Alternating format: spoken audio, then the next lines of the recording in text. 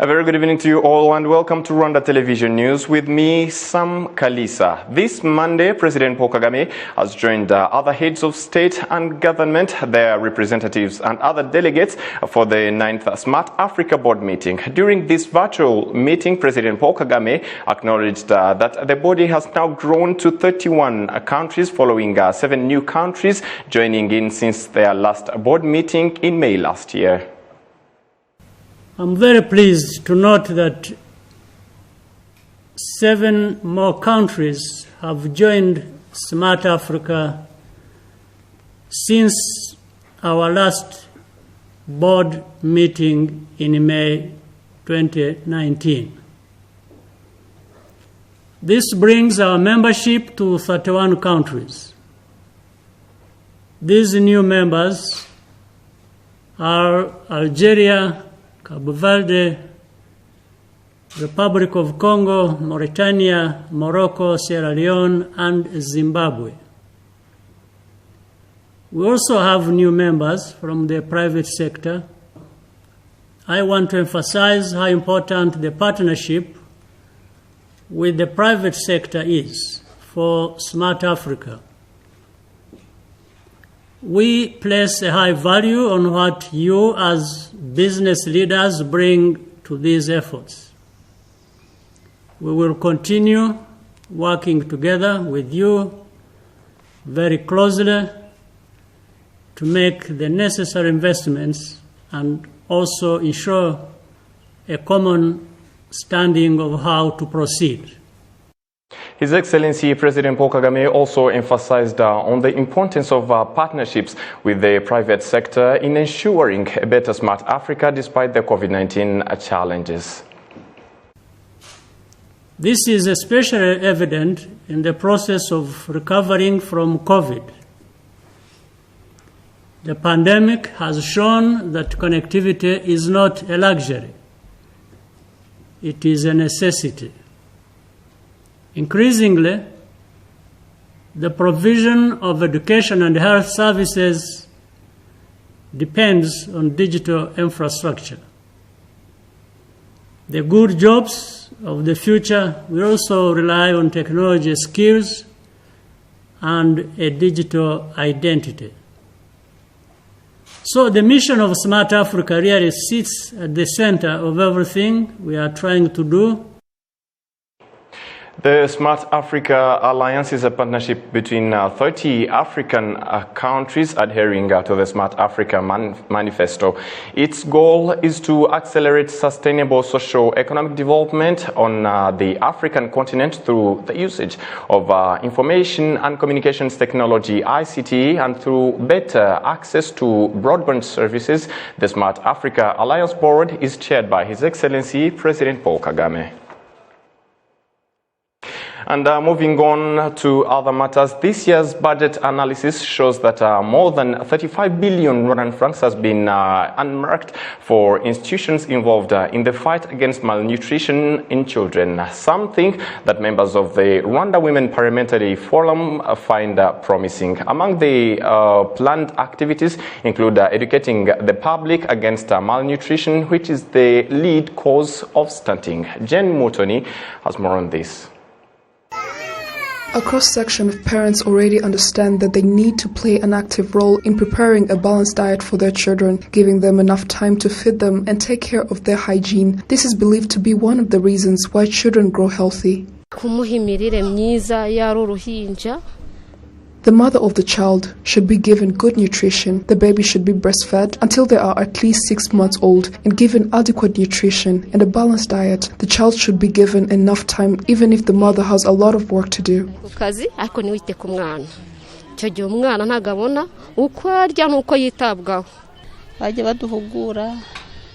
They have been training us on how to go about preventing our children from getting sick. I need to keep them clean, physically and nutritiously fed with nutrients.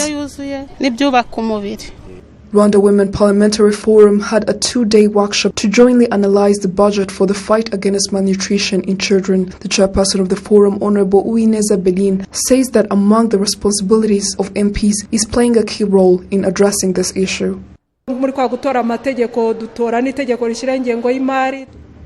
We have a lot to do as representatives of the people. As the members of the parliament, we have to look at how the budget is implemented and see how the budget is used to fight malnutrition among the children. But we also have a responsibility to educate the public to participate in these programs because they are the ones who will implement them. Munyaneza Omar, chairperson of the Parliamentary Standing Committee on the National Budget and Patrimony, finds that the way the budget has been prepared at various levels gives hope that the issue of child stunting will be solved.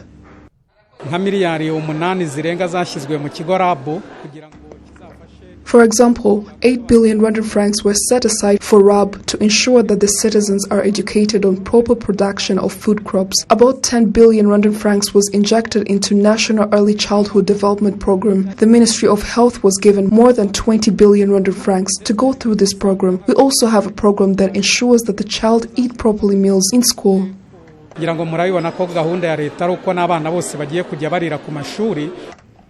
The UNICEF representative in the country, Juliana Lindsay, explains that it was important to focus on this, as around 45% of deaths among children under 5 years of age are linked to undernutrition. East and Southern Africa accounts for 29 million stunted children and 8.4 million children with wasting.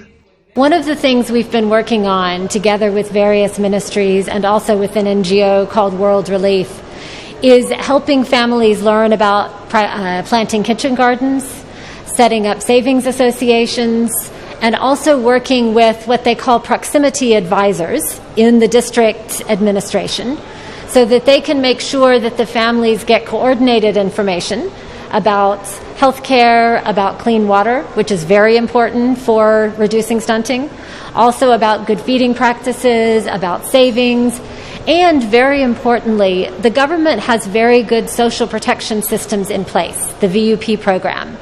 And so this activity makes sure that all the families know if they are eligible for the VUP program and how they can access it.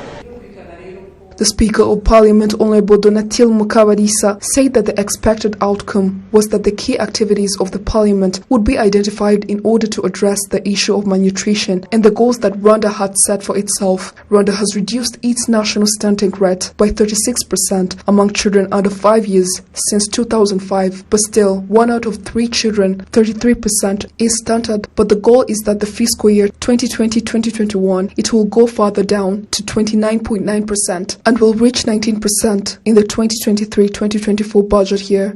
Top 5 districts that have high rate of stunting are Nyamasheke by 69.3%, Gisagara 55.6%, Rulindo 54.2%, Karongi 52.7%, and Nyaruguru 52.4%. Jane Mutoni reporting for RTV. Thank you very much, Jane, for that story. Some Americans in Rwanda have asked to be citizens of the country, citing their personal reasons. The Ministry of Foreign Affairs and International Cooperation says their request is still under consideration. Maritina Abera tells us more on this. Although born and raised in the United States at the age of 79, Imakus Okofu, popularly known as Mama One Africa, is among the 15 and 20 U.S. citizens who want to become Rwandan citizens. I escaped from America in 1990. Why? 1, racism. 2, poor opportunities. And the fact that, unfortunately, over the years, I've been traveling around the world. I've backpacked through South America. I've lived in the Caribbean. But because of the negative hype about Africa, I never wanted to come here. Someone came and talked to me about Africa, and I came. And I must say that I was totally pissed off when I arrived in Ghana, because if I had known that Africa was what it was and what it is, I would have been in Africa long time ago. And I know that a lot of you want to go to America, and I say, fine, go there, see, as we say, and come back home and do what needs to be done at home.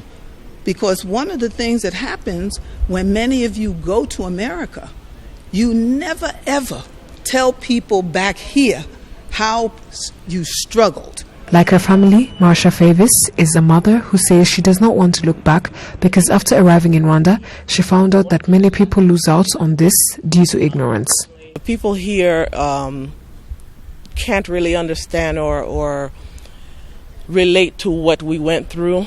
I know this country went through some things as well, but the diasporans went through a lot. Like the young lady said, we need healing as well.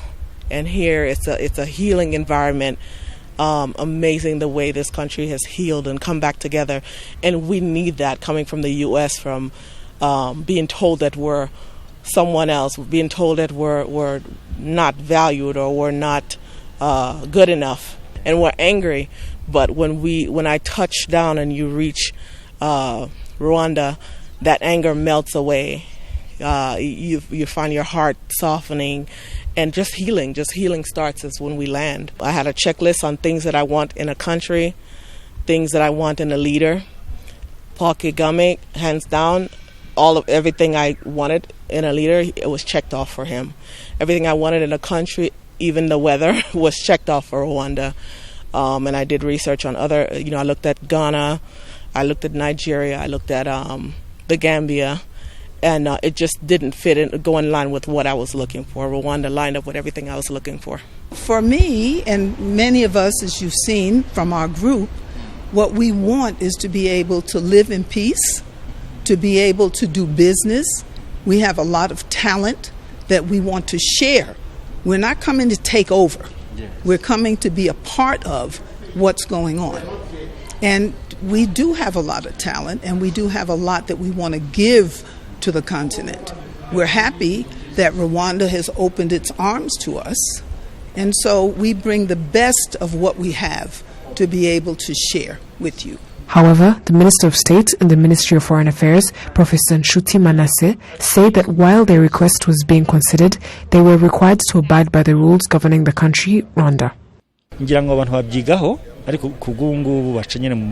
We're going through with the procedures that they need to go through and trying to see what's best. However, some of them also have relatives who want to come and stay too. For example, Ghana started a program to host Coming Back to Africa, which is their big project, bringing in a lot of money and knowledge that we all want. But as our true African brothers and sisters, we appreciate it and we will not send them back. The Ministry of Foreign Affairs says more than 100 people have already submitted such requests. These applicants for Rwandan citizenship fall into two categories: those with advanced knowledge based on what they studied and those who want to invest in the country. Martina Abera, RTV News. Thank you, Martina, for that story. For the last 5 years, some of the mines in Rutondo's sector have been closed due to the breach of agreements between the investors and the government of Rwanda. Over 10,000 employees that had been working in these mines were left jobless. Jen Mutoni has more on this. Mines in Rutondo that have been closed are in Masoro, Mahaza, Gisanze and Karambo. Over 10,000 families were depending on the salaries from these mines, except employees that were collecting sand and stones that were coming from these mines. Many of the employees were left jobless, hence some had decided to mine from there illegally and got injured in the process. This job was our only source of survival. We were able to feed our families, clothe them, and afford a health insurance. It was our only source of income. A mine manager and geologist in Rutondo Mines, Simhenzwe Leonidas, says they haven't found a solution for this issue yet. Each month, over 100 tons of cassiterite were mined from Rutondo Mines. In Masoro Mines, over 20 tons were being mined before it was closed, and now thieves are the only ones mining from there. Mahaza Mines, near Rusini, was closed too. 20 tons were mined from there as well. Like in Masoro Mines, people are dying from accidents of mining illegally. Other mines that have closed are Karambo Mines in the northern province, Murambi, Makogote, and Gisanze. All these mines are not even guarded. The governor of the northern province, Gatabazi Jean-Marie Vianney, says they have done an advocacy on this issue and the feedback is expected in January 2021. Over 10,000 employees were working in these mines. There are those who were digging, others were carrying stones, and some were selling the sand extracted from the mines to be used for construction in Kigali. So when the mining stopped, the sand as well wasn't available, hence no business. The mines are closed, and according to our sources, we heard there was a misunderstanding between an investor and the government.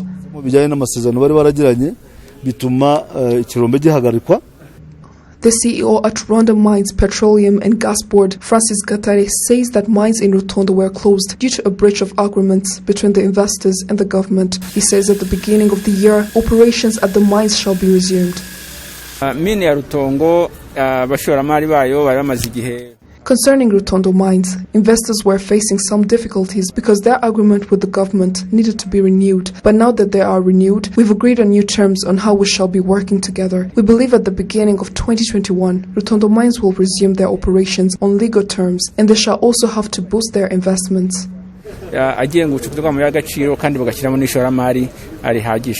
Among the 10,000 employees that were working in Rutondo mines which are closed, only 200 employees are still working in the mines that were closed. Those are Nyamyumba and Gasambia.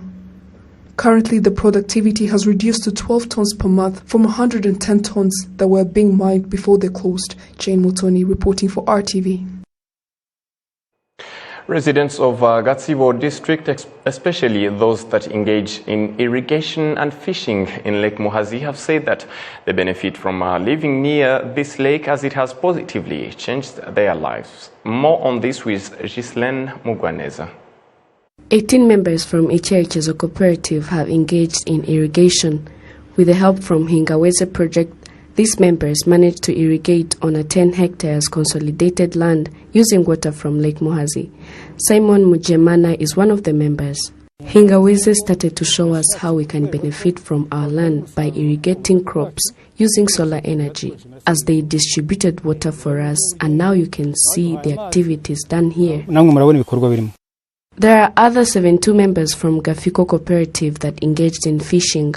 All these residents that live near the Lake Muhazi praise the benefits they get from this lake, but also highlight the problem they face of having no fishing nets because of the fact that RAB took their fishing nets.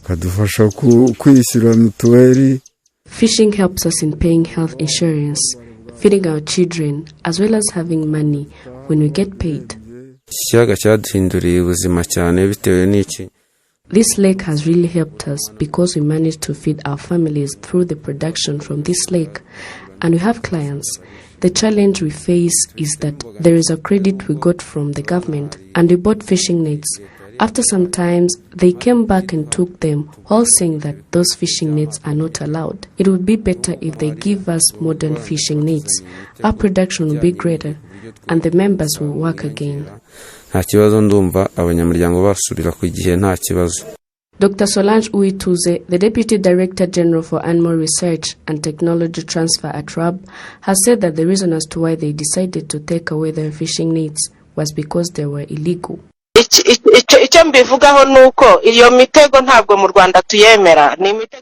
What I can say is that we don't allow those fishing nets in Rwanda.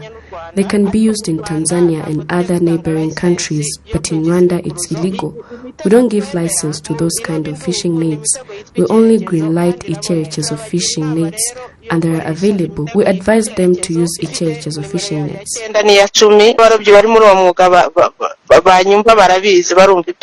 Gatsibo district officials have noted that these two projects will keep developing. Lake Muhazi produces 14 tons and 400 kilograms of fish production per year. The irrigation done from this lake covers 206 hectares. Vegetables and maize on this consolidated land produces 62,000 tons of maize and 1,140 tons of vegetables every year. Ghislaine Mugwaneza reporting for RTV. Into sports matters, the Rwanda Football Federation, FERWAFA, reminds teams that the implementation of COVID-19 preventive guidelines is their duty because everyone is aware of the effects of this pandemic. This is the Regis Wayezu, the Secretary General of the Rwanda Football Federation.